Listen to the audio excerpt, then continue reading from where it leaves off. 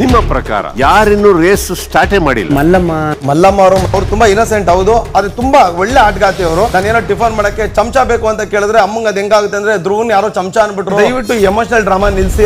ನಾಟಕನೇ ಅನ್ನಿಸ್ತಿದೆ ಅಣ್ಣ. ಧ್ರುವ ಮಾಡ್ತಿರೋದು ಅಮ್ಮ ಎಲ್ಲರೂ ಮನೆಗೆ ಹೋದ್ರೆ ಇವ್ರು ಅಮ್ಮ ಇಲ್ಲ ಈ ಮನೇಲಿ, ನಾನು ಆಟನೇ ಬಿಡ ಬಿಟ್ಟು ಹೊಟ್ಟೋಗ್ತೀನಿ ಅಂದಾಗ ನಾನು ಎಲ್ಲರ ಮುಂದೆ ಕ್ಷಮೆ ಕೇಳಿ ತಪ್ಪಾಯ್ತು ಅಂತ ಅನ್ಕೋತೀನಿ. ಇದೇ ಅವ್ರ ಆಚೆ ಸಿಕ್ಕಿದ್ರೆ ಅವ್ರು ಈ ರೇಂಜ್ ಗೆ ಅಮ್ಮ ಅಂತ ಅಂತಿರ್ಲಿಲ್ಲ ಅಣ್ಣ. ಬಿಗ್ ಬಾಸ್ ಬಕೆಟ್ ಕೊಟ್ಟಿರೋದು ಬಕೆಟ್ ಇಟ್ಕೊಂಡು ಸ್ನಾನ ಮಾಡಿ ಅಂತಪ್ಪ, ಬಕೆಟ್ ಇಟ್ಕೊಂಡು ಜೀವನ ಮಾಡಿ ಅಂತಲ್ಲ. ನಿಮ್ಮ ಪ್ರಕಾರ ಯಾರಿನ್ನು ರೇಸ್ ಸ್ಟಾರ್ಟೇ ಮಾಡಿಲ್ಲ? ಮಲ್ಲಮ್ಮ ಅವರು ತುಂಬಾ ಇನ್ನಸೆಂಟ್ ಹೌದು, ಅದು ತುಂಬಾ ಒಳ್ಳೆ ಆಟಗಾತಿ ಅವರು. ನಾನೇನೋ ಟಿಫನ್ ಮಾಡಕ್ಕೆ ಚಮಚ ಬೇಕು ಅಂತ ಕೇಳಿದ್ರೆ ಅಮ್ಮಂಗ ಅದ್ ಹೆಂಗಾಗುತ್ತೆ ಅಂದ್ರೆ ಧ್ರುವನ್ ಯಾರೋ ಚಮಚ ಅನ್ಬಿಟ್ರು. ದಯವಿಟ್ಟು ಎಮೋಷನಲ್ ಡ್ರಾಮಾ ನಿಲ್ಸಿ. ನಾಟಕನೇ ಅನ್ನಿಸ್ತಿದೆ ಅಣ್ಣ. ಧ್ರುವ ಮಾಡ್ತಿರೋದು ಅಮ್ಮ ಎಲ್ಲರೂ ಮನೆಗೆ ಹೋದ್ರೆ ಇವ್ರು ಅಮ್ಮ ಇಲ್ಲ ಈ ಮನೇಲಿ, ನಾನು ಆಟನೇ ಬಿಡ ಬಿಟ್ಟು ಹೊಟ್ಟೋಗ್ತೀನಿ ಅಂದಾಗ ನಾನು ಎಲ್ಲರ ಮುಂದೆ ಕ್ಷಮೆ ಕೇಳಿ ತಪ್ಪಾಯ್ತು ಅಂತ ಅನ್ಕೋತೀನಿ. ಇದೇ ಅವ್ರ ಆಚೆ ಸಿಕ್ಕಿದ್ರೆ ಅವ್ರು ಈ ರೇಂಜ್ ಗೆ ಅಮ್ಮ ಅಂತ ಅಂತಿರ್ಲಿಲ್ಲ ಅಣ್ಣ. ಬಿಗ್ ಬಾಸ್ ಬಕೆಟ್ ಕೊಟ್ಟಿರೋದು ಬಕೆಟ್ ಇಟ್ಕೊಂಡು ಸ್ನಾನ ಮಾಡಿ ಅಂತಪ್ಪ, ಬಕೆಟ್ ಇಟ್ಕೊಂಡು ಜೀವನ ಮಾಡಿ ಅಂತಲ್ಲ. ನಿಮ್ಮ ಪ್ರಕಾರ ಯಾರಿನ್ನು ರೇಸ್ ಸ್ಟಾರ್ಟೇ ಮಾಡಿಲ್ಲ?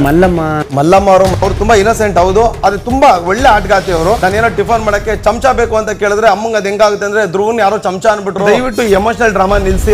ನಾಟಕನೇ ಅನ್ನಿಸ್ತಿದೆ ಅಣ್ಣ. ಧ್ರುವ ಮಾಡ್ತಿರೋದು ಅಮ್ಮ ಎಲ್ಲರೂ ಮನೆಗೆ ಹೋದ್ರೆ ಇವ್ರು ಅಮ್ಮ ಇಲ್ಲ ಈ ಮನೇಲಿ, ನಾನು ಆಟನೇ ಬಿಡ ಬಿಟ್ಟು ಹೊಟ್ಟೋಗ್ತೀನಿ ಅಂದಾಗ ನಾನು ಎಲ್ಲರ ಮುಂದೆ ಕ್ಷಮೆ ಕೇಳಿ ತಪ್ಪಾಯ್ತು ಅಂತ ಅನ್ಕೋತೀನಿ. ಇದೇ ಅವ್ರ ಆಚೆ ಸಿಕ್ಕಿದ್ರೆ ಅವ್ರು ಈ ರೇಂಜ್ ಗೆ ಅಮ್ಮ ಅಂತ ಅಂತಿರ್ಲಿಲ್ಲ ಅಣ್ಣ. ಬಿಗ್ ಬಾಸ್ ಬಕೆಟ್ ಕೊಟ್ಟಿರೋದು ಬಕೆಟ್ ಇಟ್ಕೊಂಡು ಸ್ನಾನ ಮಾಡಿ ಅಂತಪ್ಪ, ಬಕೆಟ್ ಇಟ್ಕೊಂಡು ಜೀವನ ಮಾಡಿ ಅಂತಲ್ಲ.